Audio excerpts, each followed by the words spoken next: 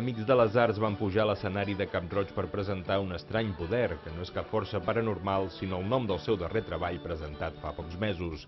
La nova sonoritat, fruit de la producció de l'escocès Tony Dugan, era una aposta arriscada per a un públic exigent com el del Jardí Botànic, però el quartet va aconseguir endur-se-la a la butxaca. Molt bé, molt bé.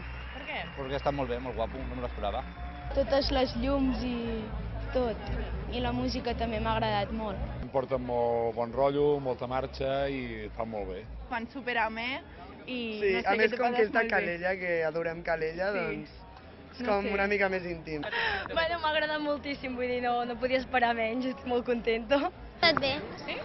Sí, han tocat una de les meves cançons preferides, Quina és? la de primer en la línia successòria. I és que la banda porta més de 10 anys als escenaris, i això s'ha de notar, especialment a Cap Roig, on al llarg d'aquesta dècada ja hi ha actuat en diverses ocasions. Amb tot, a ningú se li escapa que aquest darrer disc és l'inici d'una nova era per als Amics. És una relació que va evolucionant, va canviant, i per sort encara hi trobem alguna cosa, a seguir junts, a tenir aquesta relació, a seguir compartint idees, a seguir compartint escenari, a seguir compartint assajos, i sí, si mires endarrere potser fa una mica de vertigen, però jo no descarto que n'hi hagin 10 i 15 i 20 més. Si poden ser, hi seran.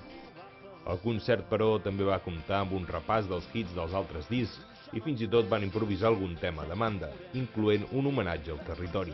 Sí, ha estat molt bé, molt entretingut. Demanaven cançons i ells les feien, així. Sí. El meu avi han improvisat de la nada, així, genial.